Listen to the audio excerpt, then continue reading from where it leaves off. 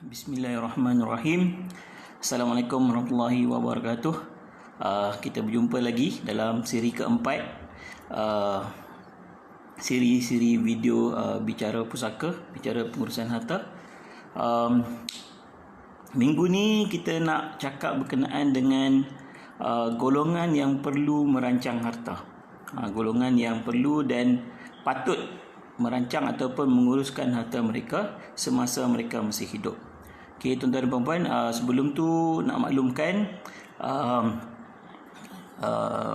kita telah buat satu YouTube channel di mana kita kumpulkan semua video-video kita yang kita rakam, yang kita adakan, dan tuan-tuan boleh tonton video ini dekat YouTube channel kita, YouTube channel Bicara Harta Warisan. So semua video-video terdahulu yang kita rakam, kita akan kumpulkan dekat YouTube channel kita ini untuk tuan-tuan dan puan-puan semak dan juga tonton kemudian. Okey, tuan-tuan dan puan-puan, minggu ni dah minggu kedua Perintah Kawalan Pergerakan. Macam-macam petua kita dengar kan. Ada yang kata hari ni saya baca ada yang kata guna pokok semambu boleh sembuhkan COVID-19. Ada lagi lah macam-macam petua kita tengok dekat Facebook, dekat WhatsApp semua. Tapi apa-apa pun kita kena pastikan maklumat yang kita terima tersebut adalah daripada sumber yang sahih, dan maklumat yang diberikan itu maklumat yang tepat. Kalau tidak, kita amal, mungkin kalau tak bagi mudarat itu tak apa juga. Tapi kadang-kadang mungkin yang kita amal itu tak betul dan mendatangkan mudarat kepada kita. So sama juga dalam perancangan harta dan pusaka, dalam pengurusan dan perancangan ni pun kita kena make sure apa yang kita buat itu betul, menggunakan instrumen yang betul, maklumat yang kita terima itu tepat dan sahih. Sebab kalau kita salah merancang, kita salah buat pengurusan, kita akan rugi. Bukan saja waris-waris kita yang kita tinggalkan, kita sendiri pun akan rugi kalau kita salah dalam perancangan. Kenapa? Kerana dia akan menyebabkan kita tak mencapai apa yang kita hasratkan. Kita rancang mungkin nak buat certain perancangan berkenaan dengan harta kita, tapi sebab dokumen yang kita sediakan ataupun cara yang kita buat tu tak kena, maka tak mencapai hasrat. So kita akan rugilah. Jadi kita nak buat satu perancangan tersebut, nak buat satu dokumen tersebut, mestilah nak capai apa yang kita impi-impikan dalam perancangan harta. Betul tak? Jadi bila cakap pasal rancang harta ni, tuan-tuan dan puan-puan, bukan sekadar cakap pasal hibah. Sebab sekarang ni kalau orang cakap pasal perancangan harta, banyak orang sebut hibah takaful, hibah harta. Sebenarnya perancangan harta dalam Islam ni adalah yang sangat luas. Kita boleh buat wasiat selain pada hibah, wasiat 1/3 contohnya. Kita boleh buat amanah ataupun trust dalam bahasa Inggeris. Yang ni pun satu instrumen yang sangat powerful dalam merancang harta. Kita boleh buat wakaf dan bermacam-macam lagi. Jadi kita jangan, orang kata bila cakap pasal perancangan harta kita ingat hibah, ataupun kita setengah orang tu cakap faraid dah ada. Faraid tu memang ada, cuma faraid hanya menentukan siapa waris dan berapa bahagian waris. Tapi faraid tak aturkan macam mana harta tersebut akan dipindah milik daripada si mati kepada waris contohnya. Jadi perancangan harta ni sangat penting. Dan lagi satu saya nak ingatkan, perancangan harta ni ramai orang ingat dia ni adalah pilihan. Sebenarnya perancangan harta ni bukan pilihan. Perancangan harta ini adalah kewajipan. Setiap yang berharta itu, seseorang itu mestilah bertanggungjawab untuk merancang harta dia. So dia bukan, orang kata, bukanlah an option, tapi dia adalah obligation. Kenapa saya kata macam tu? Sebab kita tahu Allah kata kullu nafsin za'iqatul maut. Setiap yang hidup itu pasti akan merasai mati. So kita ni, semua ni yang dinamakan manusia ni, satu hari nanti akan mati. Dan dalam satu hadis riwayat Tirmizi, Nabi SAW bersabda, setiap anak Adam itu tidak akan berganjak kakinya di hari akhirat kelak sebelum dia ditanya tentang umurnya. tentang umurnya, dengan apa yang dihabiskan, tentang masa mudanya, dengan apa dia lakukan, tentang ilmunya, macam mana dia manfaatkan ilmunya, dan tentang hartanya, dari mana harta tu dia kumpul dan ke mana pula harta tersebut dibelanjakan. So ini tidak ada orang kata percanggahan di kalangan fuqaha dan ulama bahawa kita akan dipertanggungjawabkan. Kenapa? Kerana harta yang kita ada, memanglah harta tu kita yang kumpul, kita kata kita kerja, kita usaha, tapi hakikatnya harta itu adalah amanah. So bila kita pegang amanah ni, kita kena beramanah ke atas harta yang kita pegang, dan sudah pasti kita akan ditanya tentang amanah tersebut di hadapan Allah kelak. So jadi kita kena buang jauh-jauh lah kalau kita duk ingat lagi kata, oh saya nak rancang pun tak apa, saya tak mau rancang pun tak apa, pilihan tu kepada saya. Sebenarnya tidak. Setiap Islam dia adalah wajib untuk merancang harta dia, kerana harta tersebut adalah amanah. Jadi walaupun secara keseluruhannya semua orang merancang, tapi hari ni kita nak sentuh golongan-golongan tertentu yang dia orang ni lebih penting, lebih aula orang kata untuk merancang, kerana mereka mempunyai beberapa sebab-sebab tertentu. Jadi hari ni kita nak share yang tu lah petang ni. Okey, golongan yang pertama yang perlu merancang adalah pasangan yang tiada anak. Ramai kadang-kadang kita jumpa kawan-kawan kita pun ada, kawan-kawan saya pun ada, dah lama kahwin, 10 tahun, 15 tahun, tapi tak ada anak. Jadi struktur faraid orang yang tak ada anak ni, dia berbezalah dengan orang yang ada anak. Kalau ada ayah, ada mak tu boleh lagi dibagikan kepada ayah dan mak. Tapi kadang-kadang mak dan ayah pun tak ada, so melibatkan adik-beradik dan sebagainya. Jadi kadang-kadang menimbulkan kesulitan kepada pasangan,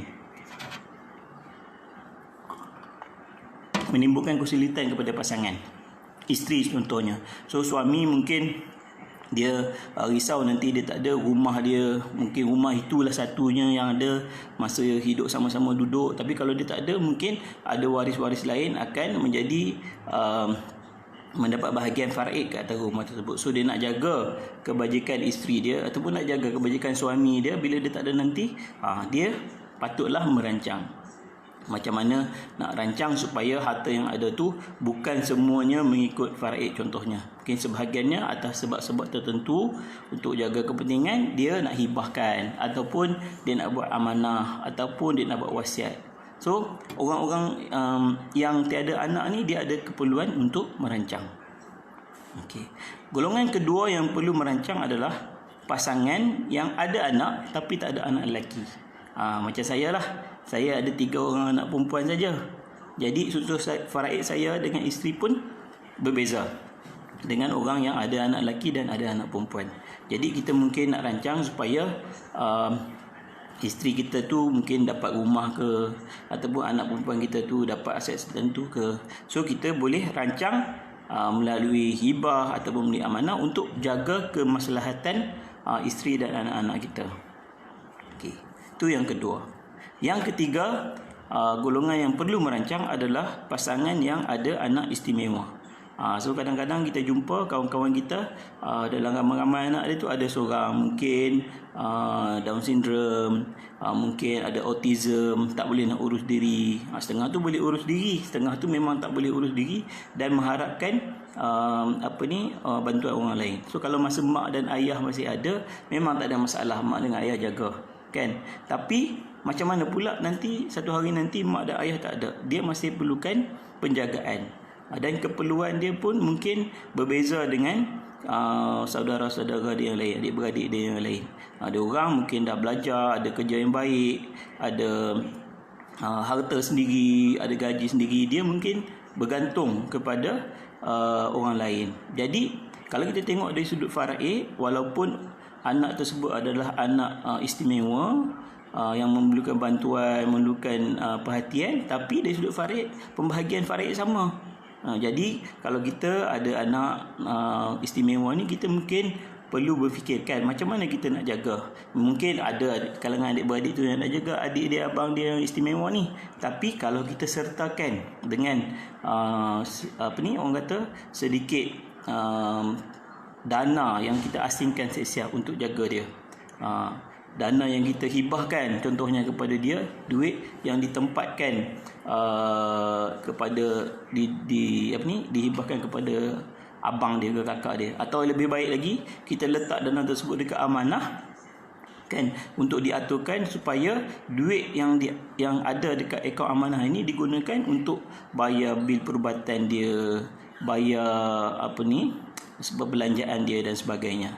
So orang yang ada anak istimewa ni dia kena ingatlah, sebab kalau anak tersebut memang memerlukan bantuan, memerlukan perhatian dan tak mampu untuk mencari pendapatan sendiri, dia memang patut rancang supaya anak tersebut akan terjaga kebajikannya bila mak ayah tak ada nanti. Tak kisahlah siapa yang jaga tu perkara yang lain.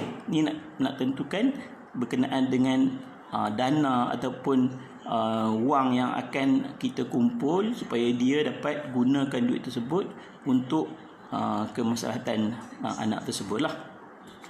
Itu yang ketiga. Okey. Yang keempat, pasangan yang ada anak angkat. Kadang-kadang orang tu dah lama kahwin, tak dapat anak, pas 5 tahun, 10 tahun tak dapat anak, ambil anak angkat. Pas ambil anak angkat, kadang-kadang dapat pula anak sendiri. So sayang dia pada anak angkat tu kadang-kadang sama saja. Sayang sama je anak angkat ataupun anak sendiri. Tapi dari sudut hukum, dari sudut faraid, anak angkat tersebut tidak ada hak ke atas faraid. Jadi macam mana dia nak rancang harta dia supaya anak angkat ni dia boleh bagi sedikit harta dia. So kalau dia tak buat perancangan apa-apa, bila dia meninggal, anak angkat tersebut tidak berhak ke atas apapun harta pusaka ayah ataupun ibu angkatnya. So kalau dia nak bagi pada anak angkat dia, kadang-kadang anak angkat ni lah yang duk jaga dia kan, duk jaga dia masa tua. Anak angkat ni lah ambil berat pasal dia. Kadang-kadang anak sendiri pun tak ambil berat macam tu. So macam mana dia nak bagi?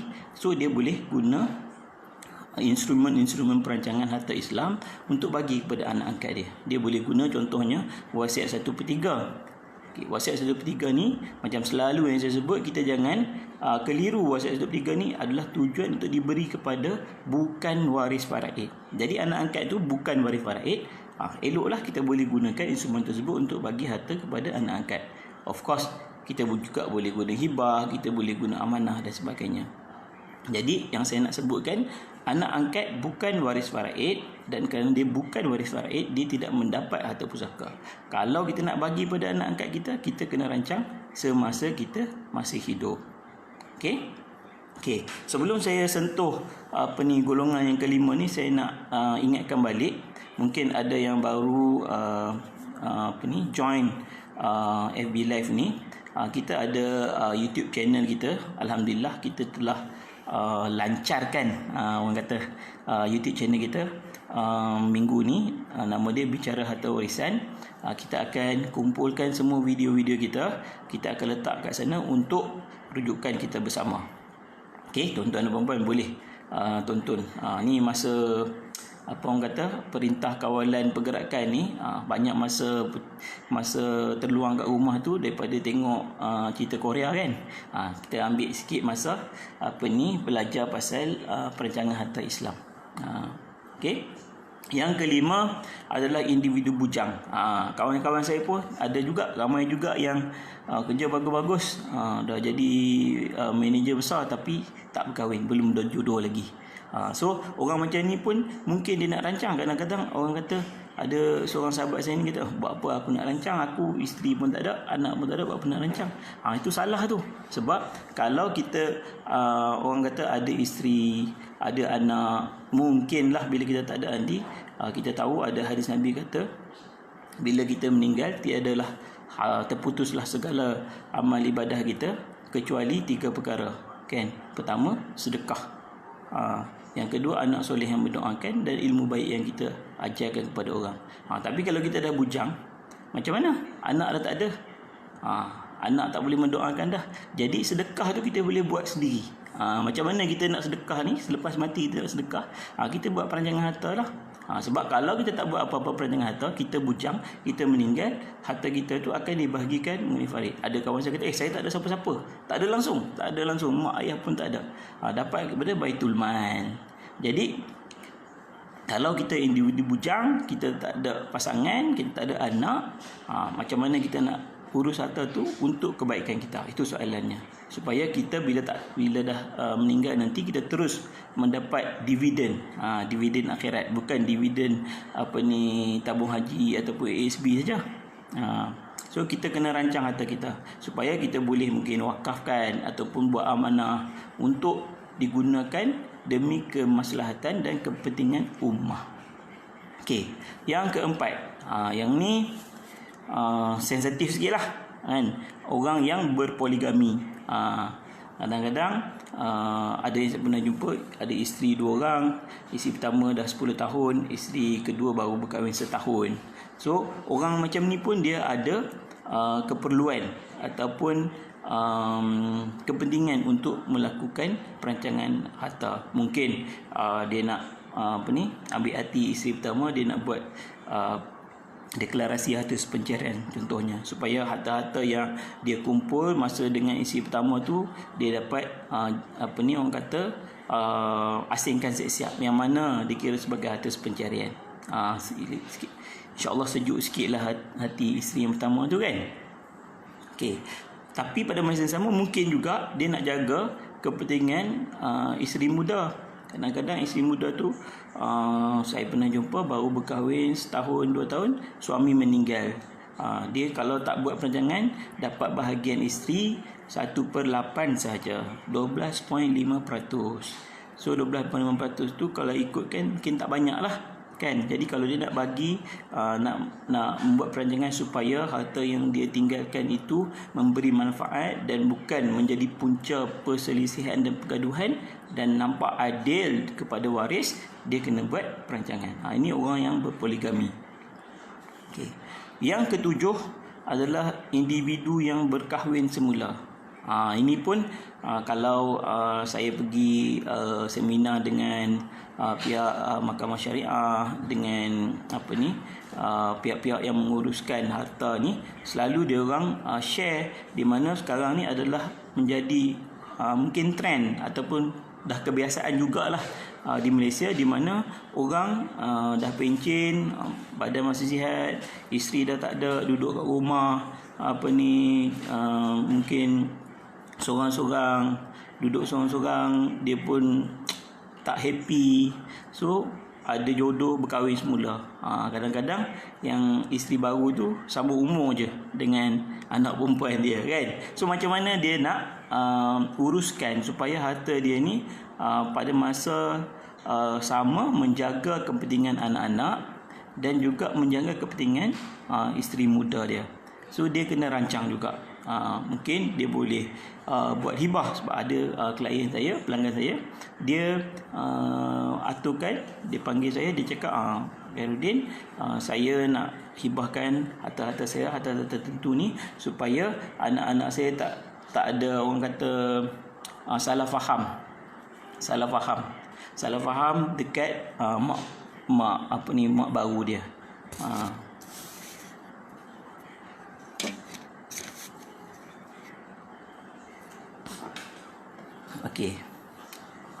Okey, tadi cakap pasal poligami tadi tu, bahagian isteri adalah 1/8 kan.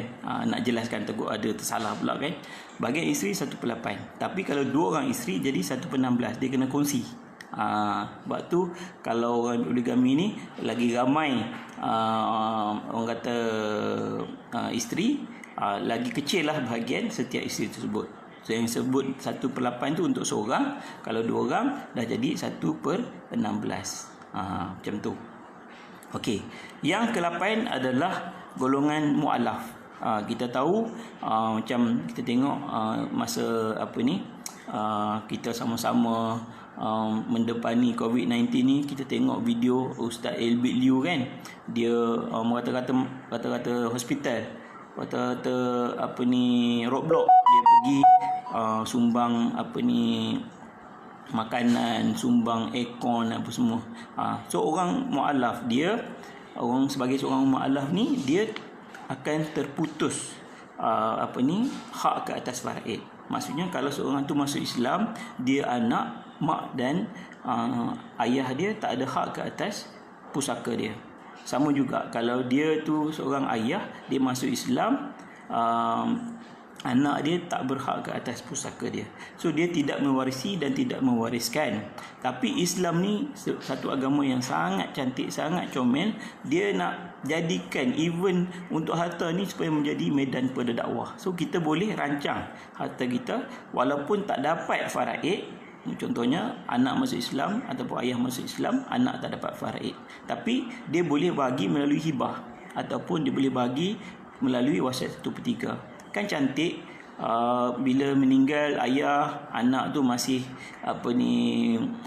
belum Islam, tengok-tengok ayah dia wasiatkan dapat sebahagian harta.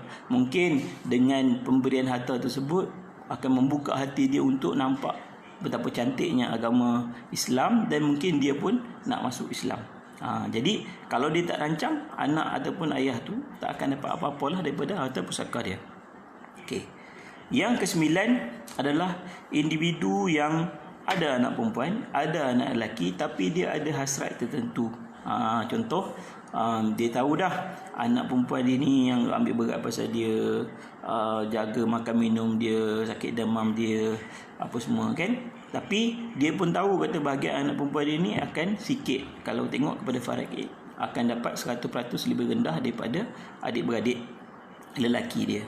Jadi dia mungkin nak bagi satu harta, mungkin nak hibahkan satu rumah ataupun nak hibahkan satu tanah. So dia kena rancang masa dia masih hidup, masa dia masih sihat. Ataupun ada juga orang yang nak bagi kepada kawan. Mungkin ada orang ni dia banyak bantu dia, banyak tolong dia dalam perniagaan dan sebagainya. So dia pun dah senang sekarang, orang tu masih ada, dia nak bagi sedikit harta dia. So dia kena rancang lah. Sebab kalau ikut faraid memang tak ada bahagian langsung lah. Orang yang tidak ada pertalian kekeluargaan dan juga nasab tersebut. Jadi dia boleh bagi melalui hibah ataupun boleh memberi melalui wasiat 1/3. Okey. Dan mungkin dia nak sedekah saja. Dia nak bagi dekat masjid, dia nak bagi dekat surau, nak bagi dekat universiti, nak bagi dekat hospital. So yang ni semua dia kena takbir, dia kena buat masa dia hidup. Itu yang ke-9. Okey. Asalnya saya tulis 9 golongan yang perlu ataupun kritikal untuk merancang, tapi sebenarnya saya nak tambah satu lagi golongan yang akan mencakupi kita semua.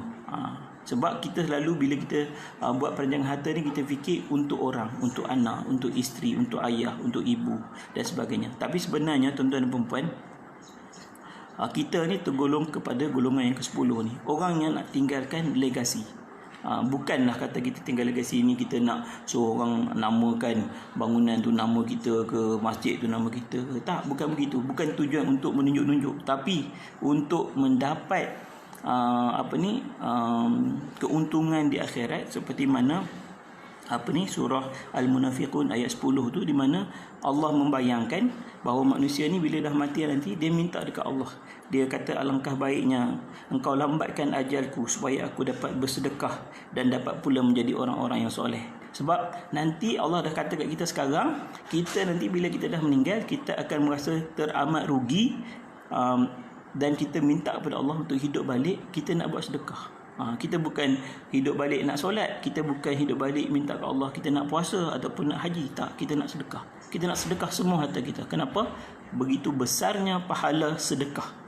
Jadi semua kita ni tergolonglah dalam golongan yang ke-10 ini, iaitu orang yang nak tinggalkan legasi, yang legasi tersebut akan mendatangkan pahala, yang mendatangkan kebaikan dan melepaskan kita daripada tanggungjawab dan amanah ke atas harta yang kita diamanahkan oleh Allah Subhanahu Wa Taala.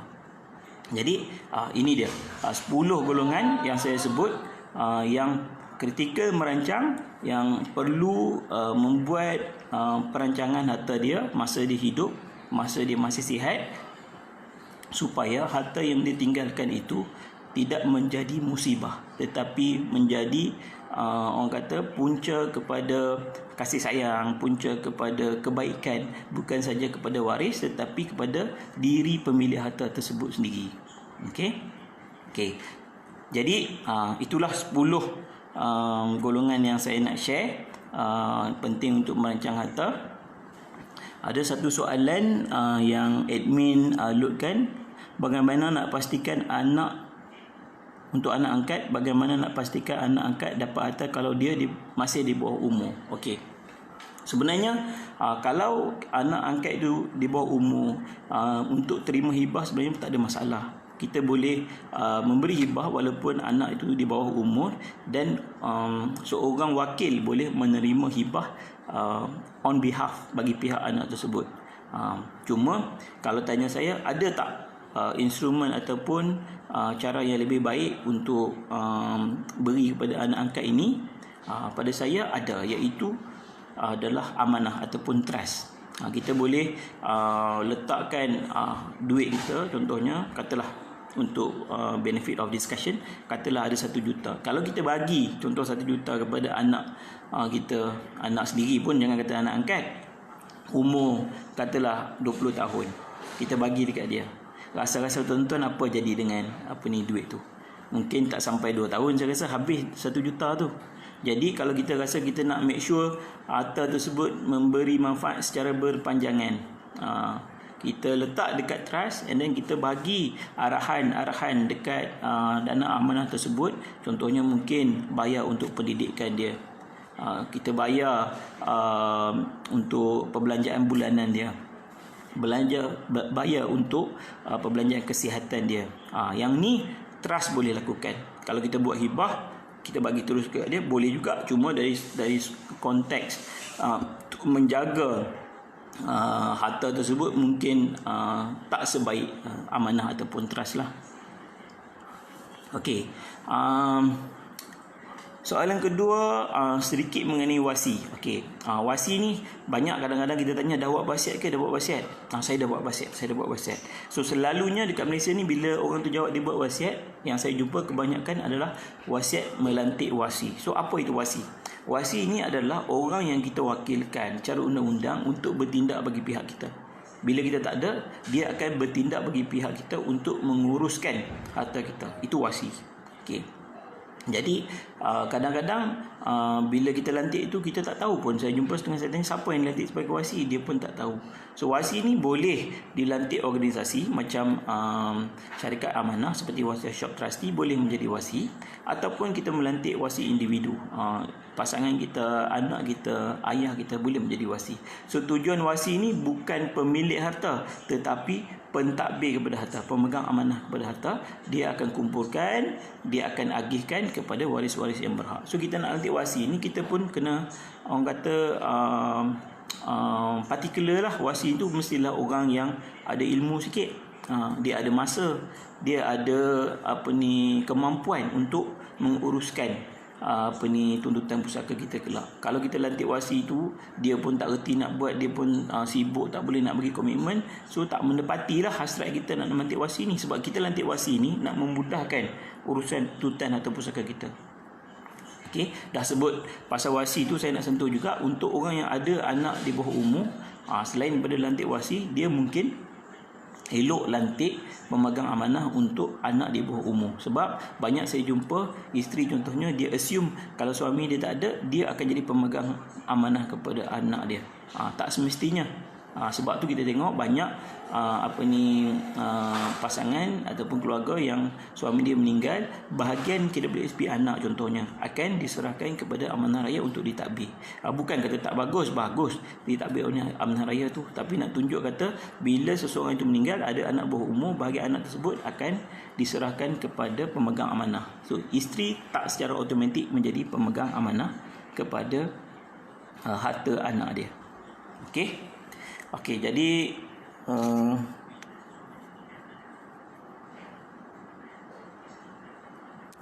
saya rasa itu saja yang dapat kita kongsikan minggu ni. Dah setengah jam.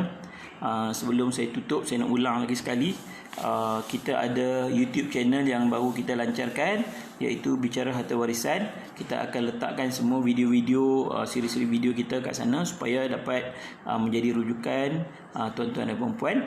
Dan seperti biasa, kalau tuan-tuan ada apa-apa permasalahan, ada apa-apa soalan, boleh hantar WhatsApp ataupun hantar komen ke Facebook page kita, pembagian harta pusaka dan juga bicara harta pusaka untuk kami jawab. InsyaAllah jumpa lagi minggu hadapan pada pukul 5 hari Khamis minggu depan insyaAllah. Assalamualaikum warahmatullahi wabarakatuh.